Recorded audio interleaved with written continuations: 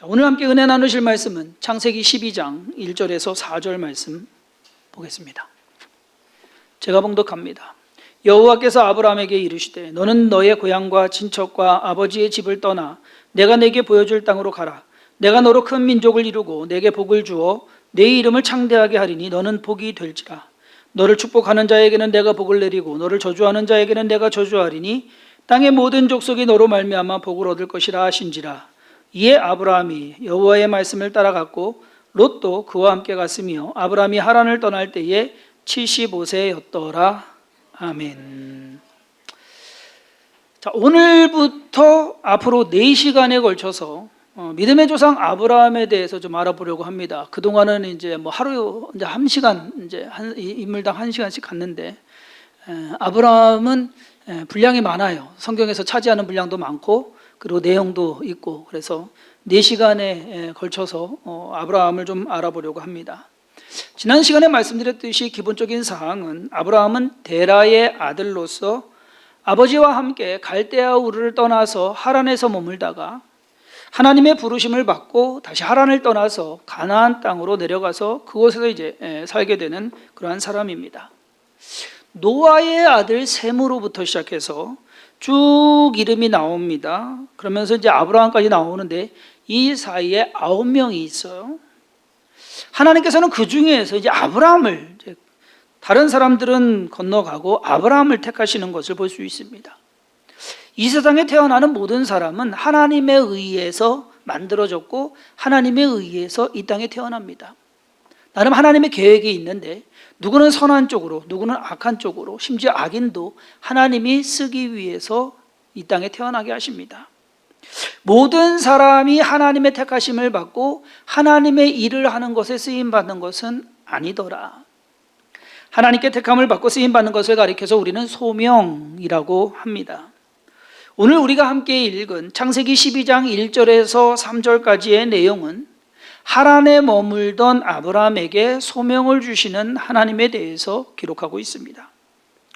이 소명은 아브라함의 인생의 전환점인 동시에 또 다른 믿음의 삶의 시발점이 됩니다. 저는 오늘 아브라함의 인생의 전반적인 인생을 이야기할 때 첫 번째 시간으로 그를 부르신 소명에 대해서 먼저 알아봄으로써 앞으로 전개되어 갈 아브라함의 인생 속에서 어쩌면 오늘 말씀은 밑 배경, 그 배경을 이루고 있다는 것입니다. 첫 번째 주제는 하나님의 소명의 첫 번째 주제는 부르심이다. 하나님께서는 아브라함을 콕 집어서 부르셨습니다. 이사야서에서 보면 그거 나오잖아요. 누가 우리를 위하여 갈고 하나님이 이렇게 탄식하시는 그러한 모습 속에서 이사야 선지자가 제가 갈게요 하는 그러한 내용이 나옵니다. 그런데 이 창세기에서의 이 내용은 하나님이 누가 갈래? 라고 찾으시는 것이 아니에요. 아브라함에게 네가 가라 라고 말씀하시는 겁니다. 아까도 말씀드렸듯이 노아 이후에 하나님께서는 노아의 후손들 중에서 누군가를 택하실 수 있었습니다. 9명, 셈, 아르박삿, 셀라, 에벨, 벨렉, 루, 수룩, 나홀 그리고 데라까지 9명이 있어요. 그 전에 아브라함 이전에 9명이 있었는데 이 사람들은 그렇게 사용하지 않으십니다. 아무 말씀도 없으셨습니다. 그런데 아브라함에게 하나님께서 특별히 나타나셨습니다. 다른 사람들은 흘려보내시고 아브라함을 택하셔서 하나님께서 뭔가 복을 주시겠다라고 말씀하시는 겁니다. 우리가 알듯이 아브라함이요 또 혼자 외동아들이 아니에요. 아브라함 그리고 나홀과 하란이라는 동생이 있습니다. 그렇죠. 그런데 하란은 일찍 죽었고 나홀은 우리가 정황상 봤을 때는 갈대아 우르에 아직 남아있는 그런데 나중에 이제 야곱이 삼촌 집을 가잖아요. 아니면 이삭이 또 삼촌 집에 종이 가가지고서 신부감을 구해오잖아요. 그때 찾아간 곳이 나홀의 성입니다. 그럼 하란 그쪽에 나홀의 성이 있다라고 하는 거는 나중에 나홀이 다시 왔나 와서 합류를 했나 라고 추측해 볼 수도 있습니다. 하지만 어쨌든지 아브라함 이전에 9명의 사람들 그리고 아브라함의 형제들 많은 사람들이 있었지만 이 사람들은 하나님의 일에 캐스팅되지가 않습니다. 뽑히지가 않아요. 하나님께서는 성경에서 보면 그러한 경우가 있습니다. 이새를 부르실 수도 있었지만은 다윗을 부르십니다. 다윗도 8명의 형제 중에서 막내였습니다. 형들도 못난 형들이 아니요, 잘난 형들이었습니다. 사무엘이 봤을 때 이야, 왕감이다. 한마디로 우리 식으로 하면 왕이 될 쌍이다. 근데 왕이 안 되고, 하나님께서는 다윗에게 네가 왕이다, 그러고서 기름을 부으신 거예요. 그러한 논리로 본다고 한다면 저와 여러분들도 어쩌면 같은 방법으로, 같은 의미로 하나님께서 저와 여러분들을 부르셨다라는 것을 믿으시기 바랍니다. 무슨 말이냐? 세상에 잘난 사람은 얼마나 많아요. 똑똑한 사람도 많고, 많이 가진 사람도 많고, 능력 있는 사람도 많고. 그런데 하나님은 그 사람들을 부르지 않으시고 저와 여러분들을 부르시고, 어쩌면은 우리는 그냥 평범합니다. 뭐 잘나서도 조금 잘난 정도? 그렇죠? 뭐 대체적으로 못난 부분이 더 많은 것 같은 우리를 하나님께서 부르셔서 하나님의 일을 네가 해라, 우리한테 그러시는 거거든요. 소명을 이야기할 때 잘못 오해하시는 분들이 있습니다. 뭐 대단한 것을 해야만 되는 그러한 것처럼.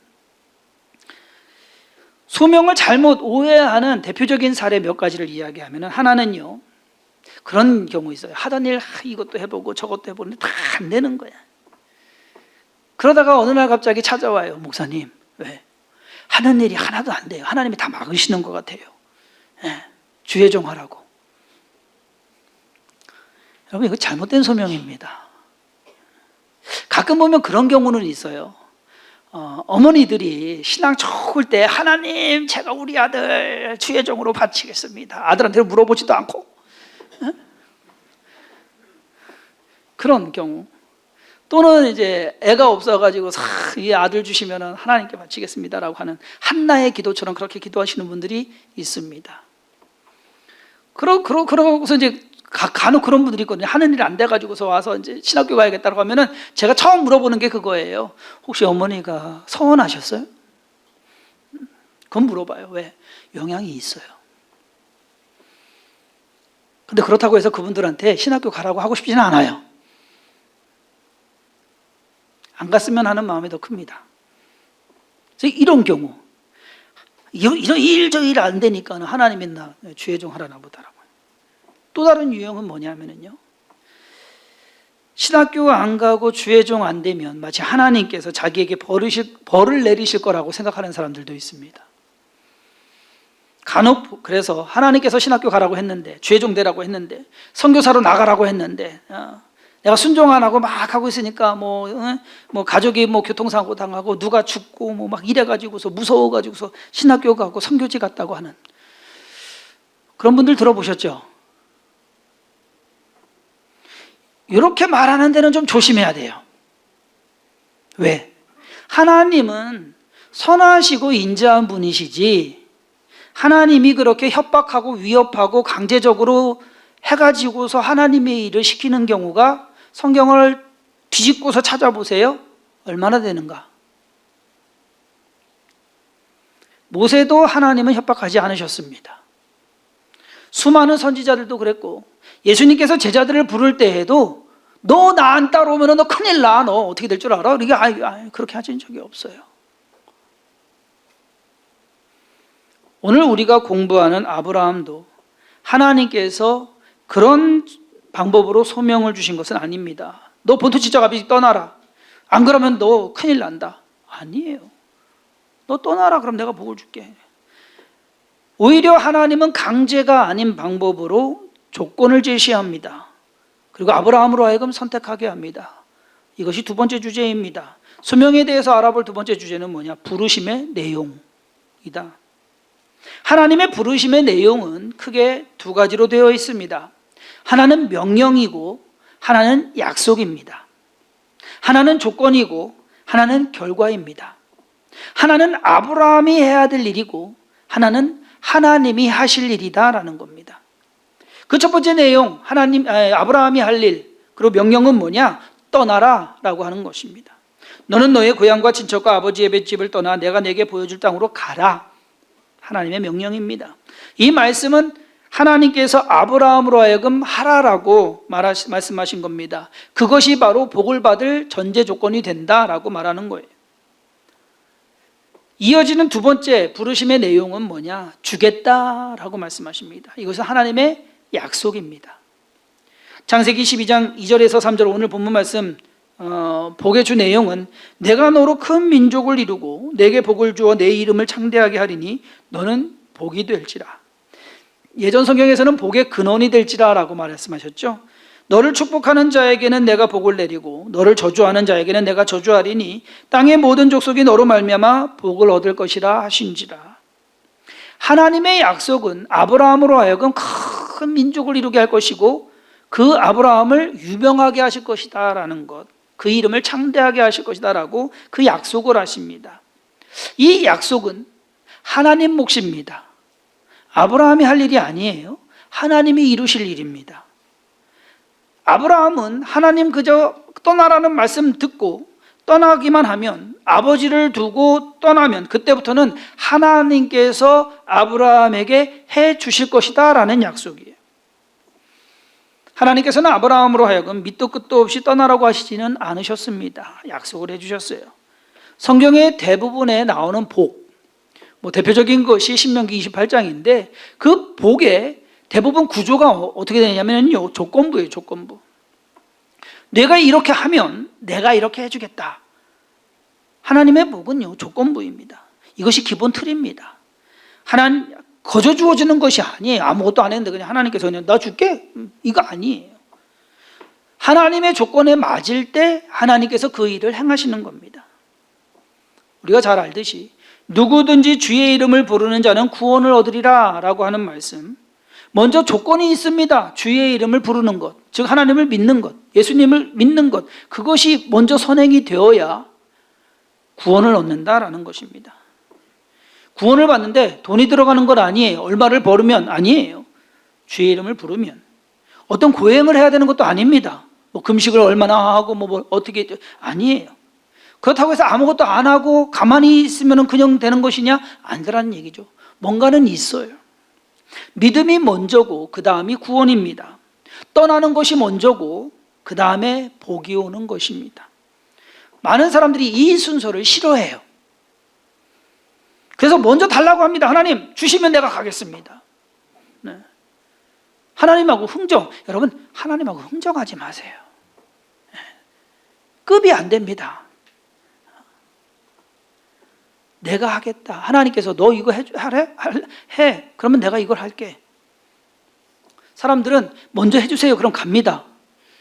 아니야, 가. 그럼 내가 해줄게. 실강이 하시면 안 돼요. 우리가 잘 아는 부자 청년, 그 이야기에서 예수님께서는 부자 청년에게 이렇게 말씀하십니다. 내게 아직도 한 가지 부족한 것이 있으니 내게 있는 것을 다 팔아서 가난한 자들에게 나눠주라. 그리하면 하늘에서 내 보화가 있으리라. 그리고 와서 나를 따르라. 부자 청년은 영생을 얻으려면 어떻게 해야 됩니까? 라고 예수님에게 물어봤어요. 그래서 예수님께서 이것하고 저것하고 다 했습니다. 어려서부터 다 했어요. 나 부족한 거 하나 없습니다. 예수님께서 아니, 부족한 거 있어. 너 가진 거 팔고서 그 다음에 나 따라와. 조건입니다. 근데 부자 청년은 어떻게 했어요? 갔어요. 아브라함은 고향과 친척과 아버지의 집을 떠나야 했습니다. 이것 또한 쉬운 일은 아니었을 겁니다. 그것이 쉽지 않은 것은 왜냐하면요, 하나님이 다 주고서 가라고 하시는 게 아니라 그냥 가래요. 먼저 떠나래요. 아버지 빠이빠이 하고 가래요. 이것이 쉽습니까? 말만 지금 듣고서 가야 되는 거예요. 충분한 자금을 주시고서 떠나라는 것도 아니고, 가면은 누가 있을 거니까 미리 다 준비해 놨으니까 걱정하지 말고 가서 누구 만나라. 그러면 그 사람이 다 알아서 해줄 거다 하시는 것도 아니고, 약속은 그냥 가라. 그러면 될 것이다. 막연합니다. 심지어 히브리서 11장 8절 기록에 의하면 믿음으로 아브라함은 부르심을 받았을 때 순종하여 장래의 유업으로 받을 땅에 나아갈새 갈 바를 알지 못하고 나아갔으며. 모르고 간 거, 알고 간 거 아닙니다. 믿음의 조상이라고 해서 다 알고 그렇게 간 거 아니에요. 아무것도 모르는 상황에서 간 겁니다. 막연한 가나안 땅이 어딘지도 몰랐고 어떻게 생긴지도 몰랐고 누가 사는지도 모르는 그러한 곳으로 갑니다. 어느 지역 어느 동네도 말씀하시지 않으셨습니다. 여러분들 하나님 뭐 가끔 그러죠. 딱딱 집어서 얘기해 주시는 분 같은, 아니에요 여러분. 가나안 끝, 어느 지역 어느 동네도 몰라요. 그냥 믿음으로 가는, 가다 보니까 하나님이 인도해 가시는 겁니다.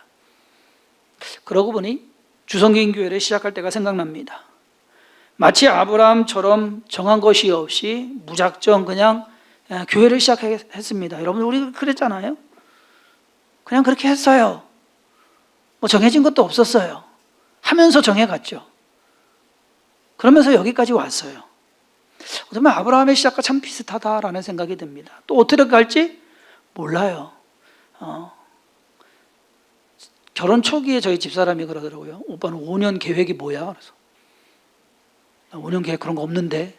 아니 어떻게 사람이 계획도 없이 살아? 예. 여러분 저한테 주성긴 교회 앞으로 5년 계획이 뭡니까? 묻지 마세요. 예. 몰라요. 없어요.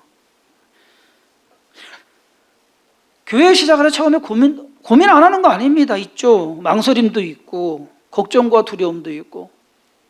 어쩌면 아브라함은 우리보다 훨씬 더 많이 고민했겠다라는 생각이 들다가도 나중에 이삭의 이야기를 보면은요, 하나님께서 네 아들 사랑하는 독자 이삭을 내가 지시한 산에 가서 번제로 드려라, 그 말씀을 듣거든요.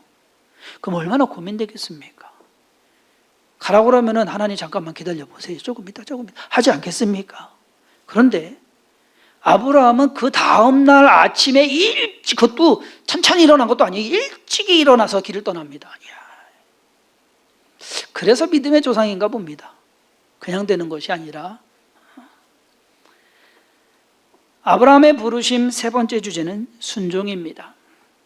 오늘 보면 4절에 이에 아브라함이 여호와의 말씀을 따라갔고 롯도 그와 함께 갔으며 아브라함이 하란을 떠날 때에 75세였더라. 지난 시간에 아브라함의 아버지 데라에 대해서 말씀드릴 때 설명을 드렸습니다. 기억이 나슬는지는 모르겠지만은 아브라함이 하란을 떠날 때 데라의 나이가 몇 살? 기억 안 나시죠? 데라가 70세에 아브라함을 낳습니다. 아브라함이 75세에 하란을 아버지를 떠나니까 둘을 합하면 145세입니다. 그리고 145세에 데라가 죽은 것이 아니라 205세에 죽습니다. 그러니까 60년은 더 살아있는 거예요. 그러면 아브라함이 떠났습니다. 부인 사라를 데리고서 조카 롯까지 해서 갔습니다. 우르를 떠날 때 여기 한 사람 더 있었는데 데라만 있었어요. 요 세 사람이 떠나가 버렸으니까 하란에는 누구만 남습니까? 아버지 데라만 혼자 달랑 남게 된 거예요. 네. 이게 떠나기 쉬운, 그러니까 많은 데에서 아브라함이 쏙 빠져나온 것이 아니라 어떻게 보면은요, 아버지 혼자만 달랑 남겨두고서 지금 떠나가는 그러한 상황이 되는 겁니다. 하나님의 명령을 따르는 일은요, 여러분 쉽게 가지가 않습니다. 마가복음 10장 29절과 30절에 예수님께서는 이렇게 말씀하십니다. 예수께서 이르시되 내가 진실로 너희에게 이르노니 나와 복음을 위하여 집이나 형제나 자매나 어머니나 아버지나 자식이나 전토를 벌인 자는 현세에 있어 집과 형제와 자매와 어머니와 자식과 전토를 100배나 받되 박해를 겸하여 받고, 이 말이 좀 빠졌으면 좋겠어요. 박해를 겸하여 받고, 이거는 좀 빠지고 100배나 받는 거는 내세의 영생을 받지 못할 자가 없느니라. 우리가 하나님을 믿고 예수님을 따르려면 희생과 헌신이 있어야 합니다.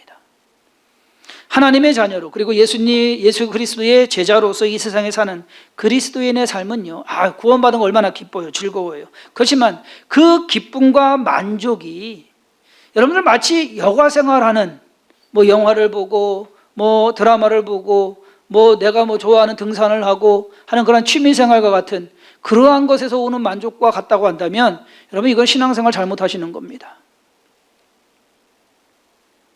그건 나를 위한 신앙생활이에요. 그건 잘못되는 거예요, 여러분. 신앙생활은 하나님을 위한 신앙생활이야지 나를 위한 신앙생활이 되면 안 된다라는 겁니다. 내 마음에 안 드니까 찬송가도 부르다 보면 이건 나 싫어. 복음성가도 하다 보면은 이거는 별로.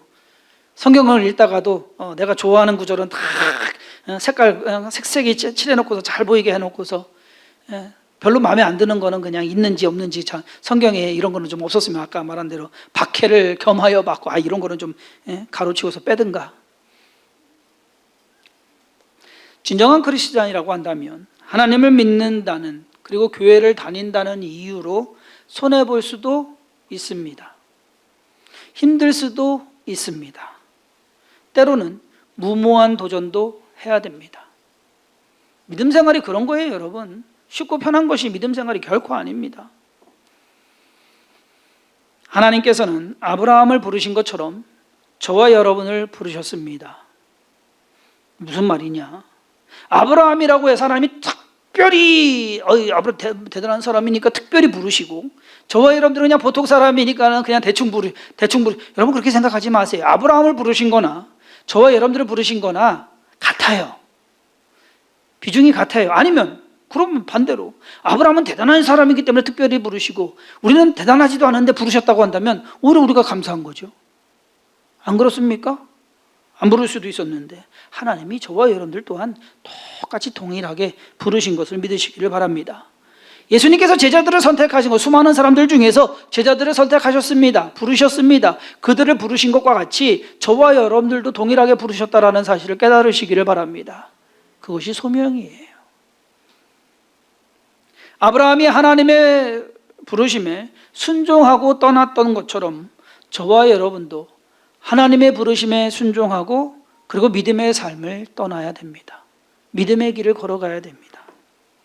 그것은 모험이고 도전입니다. 결단이 필요하고 무한한 신뢰가 있어야 됩니다. 하나님에 대해서. 어떠한 상황이 되더라도 그것이 우리의 믿음을 해하는, 그리고 저해하는 그러한 요인이 되어서는 안 된다라는 것. 여기에서 중요한 포인트가 하나가 있습니다. 그것은 복을 보고 떠나는 것이 아니라 하나님을 믿고 떠나는 것이다. 순서가 그래요. 즉 아브라함의 입장에서는요, 너를 큰 민족을 이루게 하겠다. 지금 자식이 없어요. 근데 큰 민족을 이루겠다. 와, 좋은 거 아닙니까? 그리고 네 이름을 창대하게 하겠다는, 와, 나 잘 되게 해주신다네. 그것만 믿고 아브라함이 떠난 것일까? 아닙니다. 그저 하나님이라는, 하나님께서 말씀하시니까 그 하나님 보고서 떠나는 것이 아브라함의 신앙입니다. 많은 사람이 복을 보고 하나님을 믿으려고 합니다. 교회 다니면 잘 된대. 하나님 믿으면 만사형통이다. 병도 치료해 주시고 뭐도 해 주시고. 여러분 그것 때문에 하나님을 믿으면 안 된다라는 얘기예요. 하나님을 믿기 때문에 우리에게 복이 있는 것이고, 하나님을 믿기 때문에 하나님께서 우리를 도와주시는 것이고, 이것이지 순서가 바뀐 분들이 의외로 많아요. 지난 한 주 동안에 수많은 뉴스가 나왔습니다. 대부분 뉴스를 틀어보면 정치권 기사들입니다. 대선 때문에 지금 난리도 아닙니다. 나라가 시끌벅적합니다. 그런데 지난 수요일 저녁 뉴스에 교회 관련 기사가 하나가 나왔습니다. 정치권 뉴스 때문에 슬쩍 지나가고 말았습니다. 다행이라고 생각해야 될지 아니면 그러면 안 되는데 좀 더 경각심을 가져야 되는데, 강남 대형교회에서 수백억대 사기 사건이 일어났다는 내용입니다. 평소 성도들의 신앙을 두텁게 쌓았던 한 집사가 교회 행사한다고 하면은 돈 대고 저기 대고 막 하고, 새벽 예배는 하루도 끊임없이 나온 그러한 분이래요. 사람들에게 고금리 이자 잘 쳐줘서 주겠다고 장기 투자 또는 단기 투자 해가지고서 그러한 명목으로 성도들에게, 그래서 누군가가 돈도 많아요. 1억을 맡겼대요. 그랬더니만은 매달 220만 원씩 이자가 통장에 다 꽂히더래요. 이야, 이런 적이 없네. 그래가지고서 맡기고 이 사람 맡기고 저 사람 맡기고 해서 200억이 넘었답니다. 터져버렸어요. 실질 돈은 400억에서 500억 될 수도 있다고 뉴스에 나오더라고요. 그 동네는 진짜 돈도 많은가 봅니다. 사기친 그 모 집사가 못된 건 맞습니다. 하지만 사기에 넘어간 성도도 문제입니다. 쉽게 돈 벌게 해준다는 말에 그냥 넘어가는 것. 여러분, 하나님의 복은요 쉽게 받는 게 아니에요. 그렇게 생각하시면 안 돼요. 나 아무것도 안 하면서 하나님이 알아서 해주시는, 그렇게 생각하시면 안 돼요.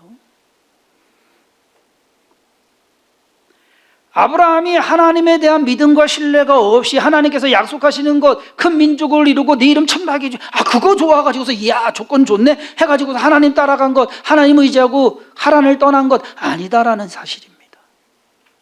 하나님이시기에 하나님만 바라보고 하나님께서 하라고 하시니까 순종하고 따라가는 것, 그것이 신앙입니다. 아브라함이 믿음의 조상이 되고 거부가 되기까지 과연 쉬웠을까요? 그 이야기는 다음 주에 말씀드리겠습니다. 그게 쉬웠는지.